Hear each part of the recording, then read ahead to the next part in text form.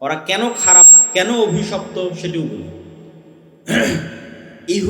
ইহুদিদেরকে আল্লাহ অভিশপ্ত বলেছে কোরআনে, কেন অভিশপ্ত সেটিও বলি। আমরা মুসলমানেরা যদি জানি যে মদ খাওয়া হারাম, তো আমি কি চাইবো একটা হিন্দুর ছেলে মদ খাক? কথা বলেন না যে আমি এটা চাইবো? চাইবো না। আমি মুসলমান হিসেবে এটা চাইবো না যে একটা হিন্দুর ছেলেও সিগারেট খাক। এটা হচ্ছে ইসলামের কল্যাণকামিতা। ইসলাম এবং মুসলমানেরা সত্য জানে আর চায় যে সারা পৃথিবীর সব মানুষ এই সত্য জানুক আর এই সত্যের অনুসরণ করুক।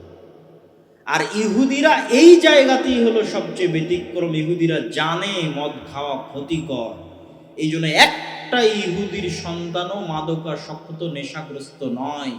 কিন্তু ইহুদিরা এটাও জানে পৃথিবীর মানুষকে গোলাম বানাতে চাইলে এদেরকে মাদকাসক্ত করতে হবে, অতএব পৃথিবীর সব মানুষকে মাদকাসক্ত করো। কিন্তু তোমরা মাদকাসক্ত হও না।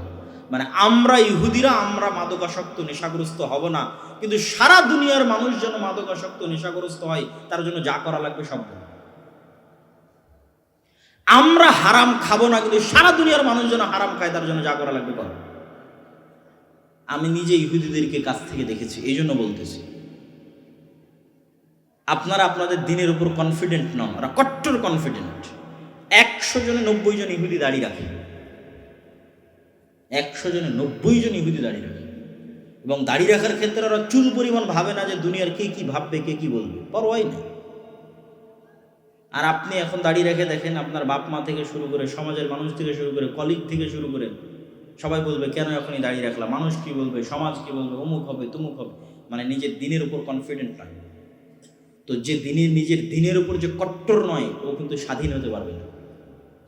আপনি ভারতের কবল থেকে স্বাধীনতা পাবেন না যতক্ষণ না ও যেমন ওর দিনের উপর কট্টর হচ্ছে, আপনিও আপনার দিনের উপর কট্টর না হবেন। ও ওর দিনের উপর কট্টর হচ্ছে না, কট্টর হচ্ছে, তা আপনি আপনার দিনে কেন ছাড় দিবেন? আপনি ছাড় দিলে গোলাম থাকবেন। তাহলে ইহুদিরা কেন খারাপ? ইহুদিরা সত্য জানে, কিন্তু পৃথিবীর মানুষ যেন ওই সত্য না জানতে পারে, না মানতে পারে, তার সকল ব্যবস্থা করে। মুসলমানেরা সত্য জানে, কিন্তু মুসলমানেরা চায় সারা পৃথিবীর মানুষ সত্য জানুক। আর খ্রিস্টানেরা সত্যই জানে না, পাগল। আল্লাহ বলেছে ওয়ালা দাল্লিন, এই জন্য সবচেয়ে বেশি ইসলাম গ্রহণ করবে খ্রিস্টানরা, আগেও করেছে, ভবিষ্যতেও করবে। তাহলে আমাদেরকে আমাদের দিনের উপর কট্টর হতে হবে। কট্টর হওয়া ছাড়া আল্লাহর নবীর দিন অনুসরণে আপোষহীন, হেজিটেশনবিহীন হওয়া ছাড়া আপনি স্বাধীনতা পাবেন না। ভারতের গোলামি আমাদের এবং আপনাদের কপালে তখন লেখা থাকে। আর সর্বশেষ পয়েন্ট, যেটি না শুনে আপনারা কেউ উঠে যাবেন না, সর্বশেষ পয়েন্ট হচ্ছে কলোনিয়াল মাইন্ড সেট আপ থেকে বের হওয়া। এটা এত কঠিন কিছু না, সহজ করে বুঝিয়ে দিচ্ছি। কলোনি মানে উপনিবেশ। উপনিবেশ কি? আমরা 190 বছর ব্রিটিশের গোলাম ছিলাম, এটাকেই বলা হয় কলোনি। আমরা 190 বছর ব্রিটিশের গোলামি করেছি, মানে আমরা ব্রিটিশের কলোনি ছিলাম। তো আমরা যেমন ব্রিটিশের কলোনি ছিলাম, তো 190 বছর কি অল্প দিন না অনেক দিন? 16 বছরে বলে বাংলাদেশের মানুষের নিঃশ্বাস বন্ধ হয়ে গেছে। তাহলে কল্পনা করেন তো 190 বছরে কি হয়েছে। তো 190 বছর যারা গোলাম থেকেছে তারা তো আমাদেরই বাপদাদা, আমাদেরই দাদা পরদাদা। তারা তো আপনি বলে 16 বছরে নিঃশ্বাস বন্ধ হয়ে গেলে 190 বছরে কি হতে পারে? তো 190 বছর যে আমরা ব্রিটিশদের গোলামি করেছি, ওটা রক্তের মধ্যে এমনভাবে মিশে গেছে যে আমরা ওই কলোনিয়াল মাইন্ড সেট আপ, দাসত্বের মন মানসিকতা থেকে বের হতে পারছি না। নিজেদের অজান্তে, জানতে নয়, নিজেদের অজান্তেই গোলামির মানসিকতা বহন করে বেড়াই আমরা। ছোট্ট দিয়ে এটা আমি নিজেও বুঝতে পারতাম না। আমি যদি ইউরোপ সফর না করতাম তো এটা বোঝা আমার পক্ষে সম্ভব ছিল না। আমি যখন ইংল্যান্ড থেকে বের হয়ে ফ্রান্স, ইতালি এবং স্পেনে ঢুকলাম, আমি কোনোদিন কল্পনাও করিনি, আগেও তো কেউ কোনোদিন আমাকে বলেও নি, শুনিও নি, জানিও নি।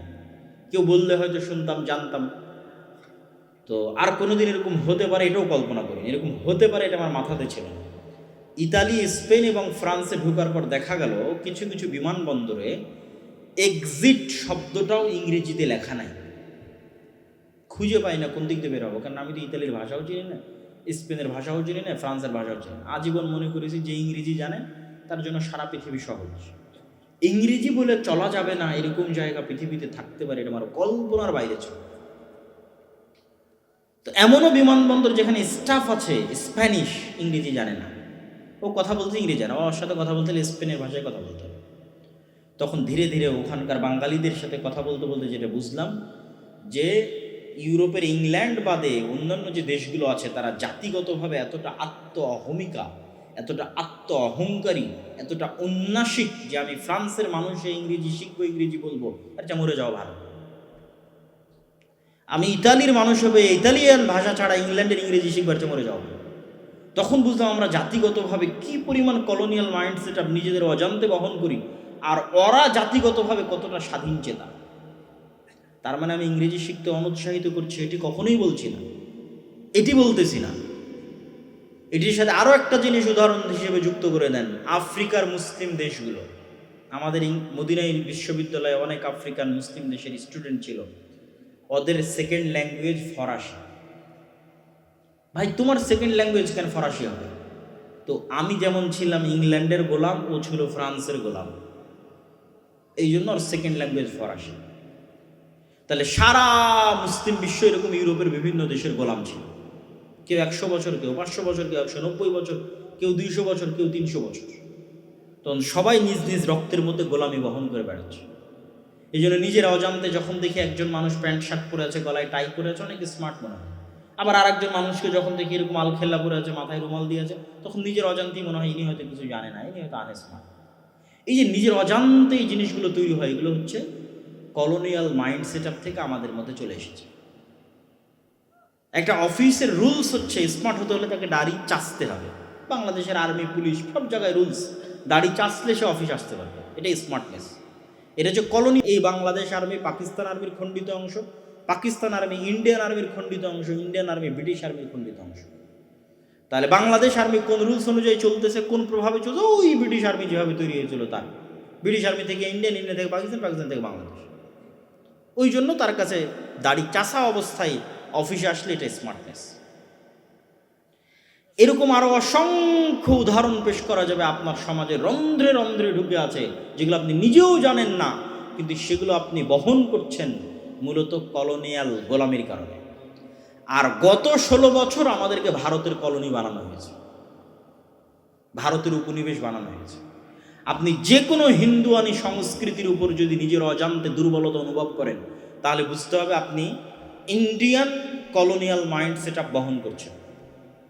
যদি বলিউডের গান, হিন্দি গান আপনাকে ভালো লাগে, তাহলে এটা ইন্ডিয়ার সফট পাওয়ার।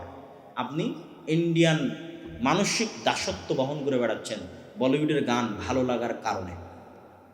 আপনার কাছে যদি পহেলা বৈশাখের অনুষ্ঠান ভালো লাগে, আপনার কাছে যদি এরকম আরও যত হিন্দুয়ানি কালচার আছে, দুর্গাপূজা হচ্ছে, দুর্গাপূজার অভিবাদন জানাচ্ছে বাংলাদেশের বিভিন্ন স্কুল, কলেজ, ইউনিভার্সিটির ছাত্ররা তাদের অফিসিয়াল পেজে অভিবাদন জানাচ্ছে, আনন্দ উৎসাহের সাথে দুর্গাপূজায় অংশগ্রহণ করতেছে। আনন্দ উৎসাহের সাথে দুর্গাপূজায় অংশগ্রহণ করার কাফের হওয়া একই কথা। নতুন করে কালেমা পড়ে মুসলমান হতে হবে, আশহাদু আল্লা ইলাহা ইল্লাল্লাহ ওয়া আশহাদু আন্না মুহাম্মাদার রাসূলুল্লাহ, এটা বলে নতুন করে পড়ে মুসলমান হতে হবে। তো এরকম যে কোনো হিন্দুয়ানি কৃষ্টি কালচারের প্রতি যদি আপনি আপনার অন্তরে দুর্বলতা অনুভব করেন, আপনি ইন্ডিয়ান মাইন্ড সেট আপ বহন করতেছেন, গোলামি, দাসত্বের। তাহলে ইসলামের সামগ্রিক বিজয়ের জন্য শেষ 2টা পয়েন্ট কি বললাম? শেষ 2টা পয়েন্ট ভুলে গেছেন না? মনে আছে? কার মনে আছে? হাত উঠান দেখি। জি বলেন তো ভাই, কি বললাম? এটা থেকে বের হতে হবে। তার আগে ভুলে গেছেন। আরেকজন কে বলতে পারবেন আপনার মনে আছে? নিজের দিনের উপরে কট্টর হওয়া, কনফিডেন্ট হওয়া। ইহুদিদের ঘটনা শোনালাম না? আপনি আপনার বিশ্বাস না হলে আপনি এখান থেকে উঠে গিয়ে কারো না কারো আত্মীয় তো আমেরিকাতে আছে, ইউরোপে আছে, থাকতে পারে, আপনি কল দিবেন, দিয়ে বলবেন তোমার নিকটের কোনো ইহুদি পরিবার তোমার জানা আছে কিনা। জানা থাকলে আজকে আব্দুল্লাহ বিন আব্দুর রাজ্জাক বক্তব্য এগুলো বলে গেছে, তুমি আমাকে কনফার্ম করো ওই ইহুদি পরিবারের কয়টা সন্তান, 1টা না 2টা না 5টা না 6টা। আপনি যদি শুনতে পান 1টা 2টা, আমাকে এসে বলবেন রাজশাহীতে গিয়ে যে একটা ইহুদি পরিবারের খবর পেয়েছিলাম যার সন্তান 1টা 2টা। আর যদি শুনতে পান যে 5টা 6টা, আর এটি শুনতে পাবেন শতভাগ, সকল ইহুদি ফ্যামিলি 5 6 7 8 9-10টা বাচ্চা গ্রহণ করে থাকে। তাহলে আপনি জিজ্ঞেস করবেন কেন আপনাকে সারাদিন পড়ানো হচ্ছে। মা বোনেরা নিজেদের জিজ্ঞেস করুক কেন আমাদের সারাদিন পড়ানো হচ্ছে। ছেলে হোক মেয়ে হোক, 2টি সন্তানই যথেষ্ট, একটি হলে আরও ভালো। তো ইহুদি কেন মানে না? ইহুদি তো এটার পিছনে সবচেয়ে টাকা ব্যয় করে, ও কেন মানে না? ওর ছেলে কেন 6-7টা? আপনার স্কুলের সিলেবাসের মধ্যে ঢুকাবে LGBTQ, মানে সমকামিতা। একটা ইহুদি স্কুল আপনি খুঁজে নিয়ে এনে দিতে বলবেন। যে কোনো প্রবাসী ইউরোপে আছে, আমেরিকায় আছে, অনলাইনে ফেসবুকে দেখতেছে, আপনার পরিচিত আছে, বলবেন একটা ইহুদি স্কুল খুঁজে নিয়ে আসো যেখানে LGBTQ পড়ানো হয়, মানে যেখানে তার স্কুলে সমকামিতা শিক্ষা দেওয়া হয়। অথচ প্রত্যেকটা খ্রিস্টান স্কুলে সমকামিতা শিক্ষা দেওয়া হচ্ছে, তো ইহুদি কেন শিখায় না? আপনি বলবেন তাহলে খ্রিস্টান যে শিখাচ্ছে, ওই আল্লাহ তো কোরআনে বলেই দিয়েছে এরা জানে না কিছু। ওলা দল্লিন, এরা কিছু জানে না, এরা জানেই না কিছু। এই জন্য ইবলিস এদেরকে উল্লু বানাতে পারে। উর্দুতে একটা শব্দ আছে উল্লু বানানো, মানে পাগল বানানো। তো এদেরকে ইবলিসের পাগল বানানো কি খুব সহজ। কিন্তু উল্লু হয় না কারা, পাগল হয় না কারা? ইহুদিরা হয় না। ওদের কাছে সত্য আছে। ওরা অভিশপ্ত কেন? ওরা সত্য জানার পরেও সারা দুনিয়ার মানুষ যেন ওদের গোলামি করে।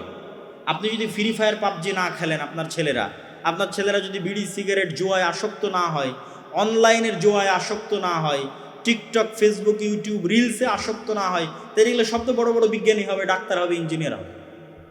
তো বিজ্ঞানী ডাক্তার ইঞ্জিনিয়ার আবার গোলামি করবে নাকি? মেধাবীরা গোলামি করে? মেধাবীরা কখনো গোলামি করে না। কিন্তু ওকে যদি মাদকাসক্ত হয় গোলামি করবে। তাহলে ওকে গোলাম বানানো সহজ, ইহুদির ওকে গোলাম রাখা সহজ। এই জন্য ইহুদিরা সারা পৃথিবীতে সুদী অর্থনীতি ছড়িয়ে দিয়েছে। তাহলে সারা পৃথিবী তাদের গোলামি করবে, সারা পৃথিবীকে তাদের কন্ট্রোল করা সহজ হবে। আর আমরা মুসলমানরা চাই না যে দুনিয়ার একটা মানুষও গোলামি করবে। এই জন্য আমরা চাই না একটা মানুষের সুদের সাথে সম্পৃক্ত থাকে। এই জন্য ইসলাম সত্য, আর এই জন্য ওরা অভিশপ্ত। সম্মানিত উপস্থিতি, আর এই যে ফিলিস্তিন সম্পর্কে আলোচনা করছি, জেরুজালেম ইহুদিদের সম্পর্কে আলোচনা করছি, এটা নতুন বই ফিলিস্তিনের উপর, ফিলিস্তিন ও সমসাময়িক মুসলিম বিশ্ব। বিস্তারিত শুধু ফিলিস্তিনের আলোচনা নয়, সিরিয়ার আলোচনা বলেন, পাকিস্তানের আলোচনা বলেন, রাশিয়া ইউক্রেনের যুদ্ধ বলেন, আফগানিস্তান তালেবান বলেন, সব সমসাময়িক মুসলিম বিশ্বের আলোচনায় বইটিতে পাবেন। তো আপনাদেরকে বক্তব্যের শেষে এসে একটা উদাত্ত আহ্বান জানাই। আগামী 7 ও 8 নভেম্বর কি আছে বলতে পারবেন? সালাফি কনফারেন্স আছে, জাজাকাল্লাহ খায়। আগামী 7 মানে এই বৃহস্পতি শুক্রবার পরশুদিন সালাফি কনফারেন্স আছে রাজশাহীতে। সৌদি আরবের আলেম আসতেছে 4 জন। কয়জন? 4 জন। মদিনা ইসলাম বিশ্ববিদ্যালয় সহ বিভিন্ন বিশ্ববিদ্যালয়ের আলেম আসতেছে। ভারতের আলেম ওলামারা তো থাকেই, আর দেশের বড় বড় জ্ঞানীগুণী পণ্ডিত ইসলামিক স্কলার তারা তো আছেই। উক্ত সালাফি কনফারেন্সে আপনাদের অংশগ্রহণের উদাত্ত আহ্বান থাকলো। আর যেই বক্তব্য দিলাম, যে পয়েন্টগুলো সামারি করলাম, তা মাসিক আল ইতিসামের এই সম্পাদকীয়তে পাবেন। আমি যদি আবারও আপনাদের সামনে বক্তব্যের সর্বশেষে সামারি করি, ইসলামকে রাষ্ট্র ক্ষমতায় আমাদের দরকার না দরকার নয়? দরকার। তো ইসলামকে রাষ্ট্র ক্ষমতায় কি আপনি ভোট দিয়ে নিয়ে আসতে পারবেন? ভোট দিয়ে নিয়ে আসতে পারবেন না। এখন যারা আছে এরাও তো ভোট দিয়ে আসেন। ভোট দিয়ে কেন আনতে পারবেন না? আপনি 5ই আগস্ট আপনার ইসলাম ক্ষমতায় গেল না, তো আর কবে যাবে? 5ই আগস্টে তো আপনি ক্ষমতায় যেতে পারেননি, তো কবে যাবেন? তাহলে এরকম 5ই আগস্ট আবারও আসবে 20 বছর পর, 25 বছর পর, 30 বছর পর, তখন যেন ক্ষমতায় যেতে পারেন তার প্রস্তুতি এখন নিতে হবে। তার 1 নম্বর প্রস্তুতি কি? ব্যাপক দাওয়াতি কাজ। 1 নম্বর প্রস্তুতি কি? ব্যাপক দাওয়াতি কাজ আপনাকে করতে হবে। সবাইকে দাওয়াতি কাজে অংশগ্রহণ করতে হবে। মসজিদ ভিত্তিক মক্তব চালু করতে হবে, জ্ঞান শিক্ষা ছড়াতে হবে, মানুষের মধ্যে ইসলামের আলো ছড়িয়ে দিতে হবে। মানুষ যদি নিজে থেকে ইসলাম না মানতে চায়, আপনি জোর করে ইসলাম প্রতিষ্ঠা করতে পারবেন না। অন্তত 80% মানুষকে তো চাইতে হবে যে আমি ইসলামের প্র্যাকটিসিং করি, কট্টর ইসলামপন্থী। এটা অন্তত 80% মানুষকে চাইতে হবে। এর জন্য ব্যাপক দাওয়াতি কাজ করতে হবে। 2 নম্বর হচ্ছে সমাজের সাথে সম্পৃক্ত হতে হবে। সমাজের দুঃখ কষ্ট বিপদ আপদে তাদের সাথে থাকতে হবে। 3 নম্বর হচ্ছে আপনাদের ছোট্ট ছোট্ট যে প্রতিষ্ঠানগুলো আছে, মসজিদ মাদ্রাসা, এগুলোতে কি প্রতিষ্ঠা করতে হবে? ন্যায়পরায়ণতা প্রতিষ্ঠা করতে হবে। 4 নম্বর হচ্ছে শক্তিশালী প্রতিষ্ঠান লাগবে, মিডিয়া লাগবে, অর্থনৈতিক প্রতিষ্ঠান লাগবে, মানবাধিকার সংস্থা লাগবে, এরকম শক্তিশালী প্রতিষ্ঠান লাগবে। 5 নম্বর হচ্ছে নিজের দিনের উপর কট্টর থেকে কট্টর হতে হবে। আল্লাহর নবীর একটা সুন্নতে চুল পরিমাণ ছাড় দেওয়া যাবে না। দাড়ি রাখার জন্য মৃত্যুবরণ করতে হবে, টাকনুর উপর কাপড় পরার জন্য মৃত্যুবরণ করতে হবে, একটা সুন্নতে চুল পরিমাণ ছাড় দেওয়া যাবে না। ইহুদিদের মতো হিন্দুদের মতো কট্টরপন্থী হতে হবে। ওরা যেমন ওদের দিনে কট্টর, আপনাকে আপনার দিনে কট্টর হতে হবে, আপনি স্বাধীন হয়ে যাবেন। 6 number, colonial mind set up, গোলামির মাইন্ড সেট আপ থেকে বের হয়ে আসতে হবে। আর সর্বশেষ আরও একটি বিষয় বলে বক্তব্য শেষ করি, সেটি হচ্ছে আমাদের যে জাতিগত ইতিহাস ঐতিহ্য আছে। আমাদের ইতিহাস কি শুধু 1971 থেকে শুরু? আমাদের ইতিহাস 71 থেকে শুরু নয়। এই মানচিত্রই তো আমরা পেয়েছি 1947-এর 14ই আগস্ট। মানচিত্রই যদি 47-এর 14ই আগস্ট পান, তো শুধু 71 কেমনি ইতিহাস হয়? 47-এরটাও ইতিহাস। 47-এর আগে 190 বছর আগে ব্রিটিশ বিরোধী জিহাদ, 190 বছর। মীর নিসার আলী তিতুমির, হাজি শরীয়তুল্লাহ, তাদের ইতিহাস 190 বছর ব্রিটিশ বিরোধী জিহাদের ইতিহাস। তার আগে আছে মোগল শাসন আমল 150-200 বছর। তার আগে আছে স্বাধীন সুলতানি শাসন আমল 500 বছর। কুসুম্বা মসজিদ, বাঘা মসজিদ, তারপরে সোনা মসজিদ, 60 গম্বুজ মসজিদ, এগুলো সব ওই সুলতানি, স্বাধীন সুলতানি শাসন আমলের 500 বছরের আলামত বহন করে। তাহলে জাতিগতভাবে বাংলার মুসলমানদের ইতিহাস 1000 বছরের ইতিহাস। তো এই 1000 বছরের ইতিহাসকে আপনার মধ্যে ধারণ করতে হবে, আপনার ইতিহাসকে ধারণ করতে হবে। হয়তো বারবার আমি ইংল্যান্ড বা আমেরিকার কথা যদি বলি, তাহলে আপনি হয়তো মন খারাপ করতে পারেন, কিন্তু এটা সত্য, বলতে হয়।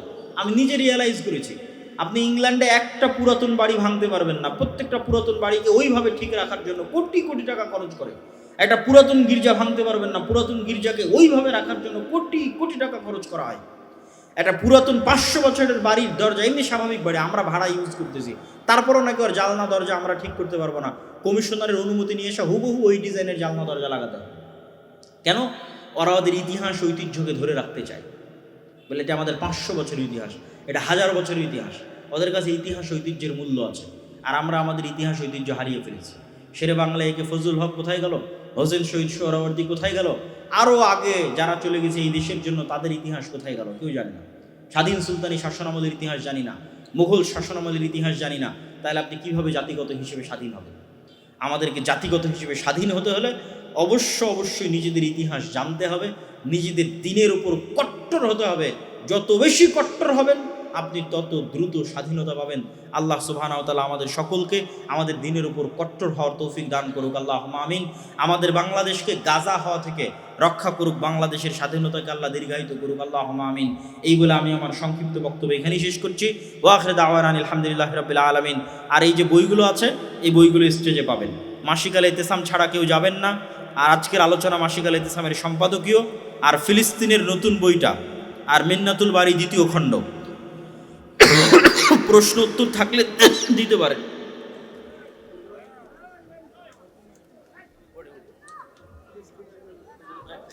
ওইগুলো কি, এগুলো প্রশ্ন না? এখন প্রশ্ন উত্তর হলে দিয়ে দেন, পড়ে দেখে কি আছে।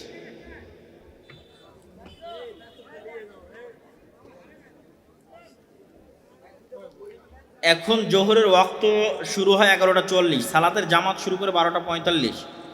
আবার কোনো কোনো মসজিদে জোহরের সালাতের জামাত শুরু করে 1টায়। তাহলে জোহর আওয়াল ওয়াক্ত কোনটা? সময় হওয়ার পরে যেটা, সেটাই আওয়াল ওয়াক্ত।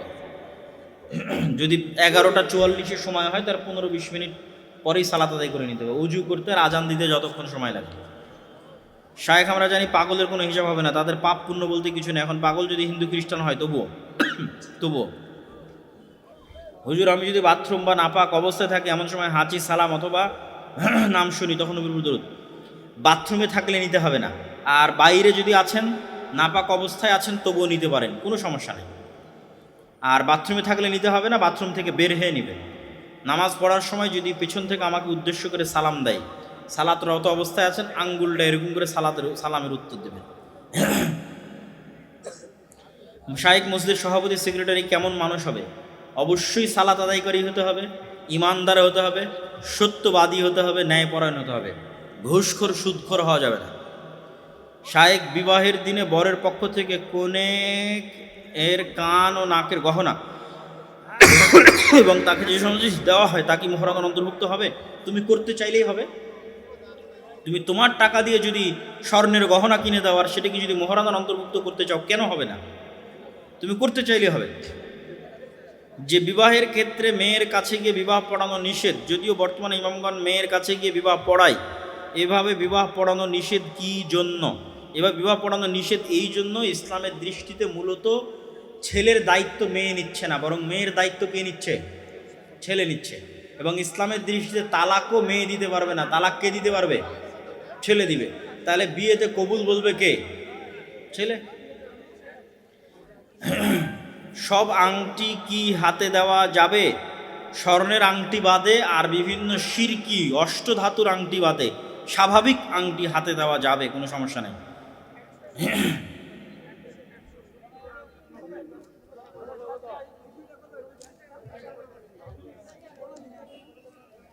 বেতের নামাজ 3 রাকাতও জায়েজ, 1 রাকাতও জায়েজ, 5 রাকাতও জায়েজ, 7 রাকাতও জায়েজ, 9 রাকাতও জায়েজ। পিতামাতার আকিকা না দিলে কি সন্তানের আকিকা জায়েজ? কোনো সমস্যা নেই। পিতামাতা আপনার আকিকা দিক না দিক, আপনি আপনার সন্তানের আকিকা অবশ্যই দিবেন। আমি একটা কথা বলতে চাই, কিছু মনে করবেন না।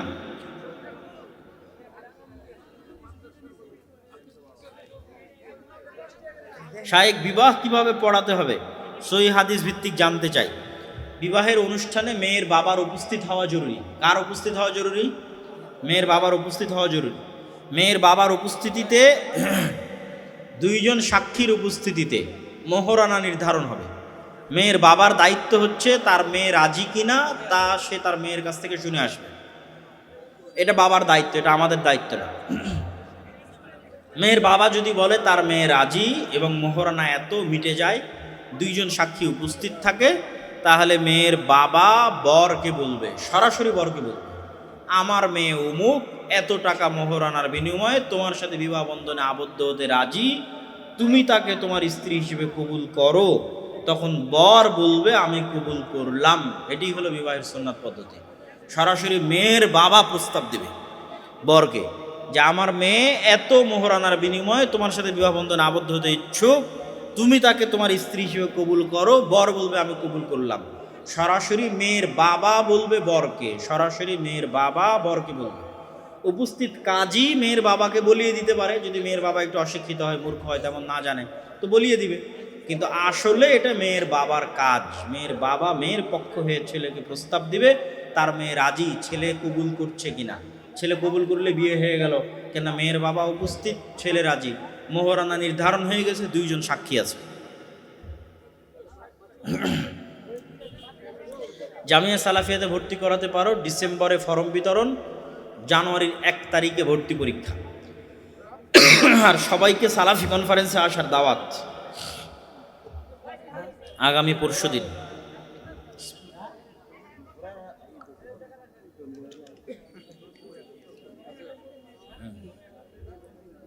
01407। আচ্ছা বলতেছি, 01407 021815।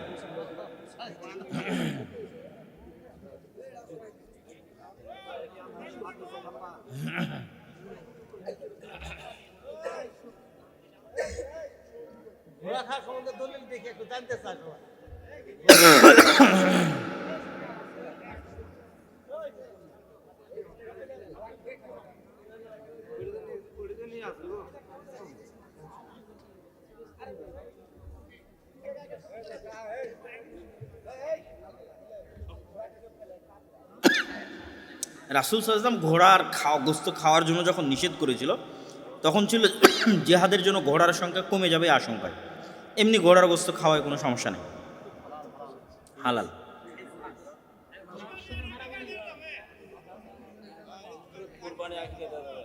হ্যাঁ, কুরবানি না না না,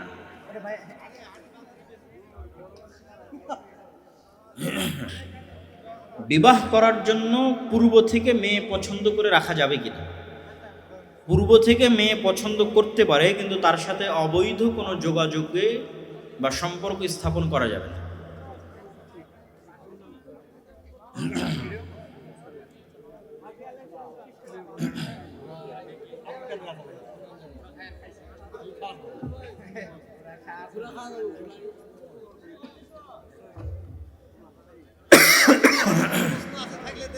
কই দেন প্রশ্ন কই?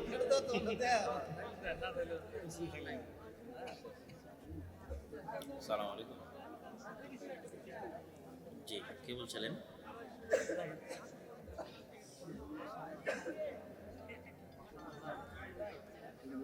হ্যাঁ, না না না না।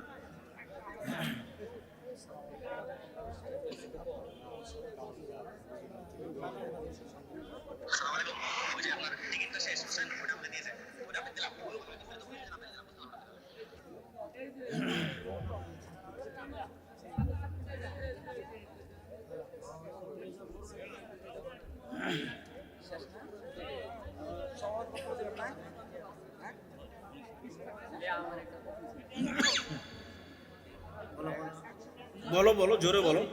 বর্তমানে যে রাজনৈতিক ব্যবস্থা বা রাজনৈতিক মানে যেরকম সিস্টেম আছে, এতে কি কোনো দল অংশগ্রহণ করা যায়?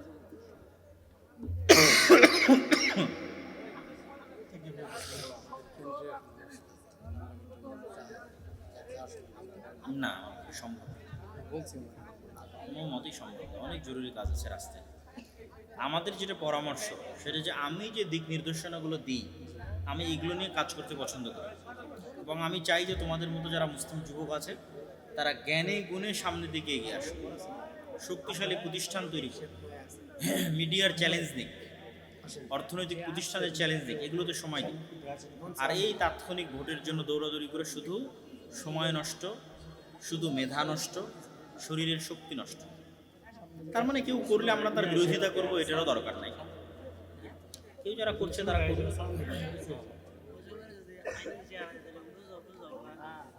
হ্যাঁ, আবার বলো তো। অজু কিচ্ছু হবে না, কিচ্ছু হবে না।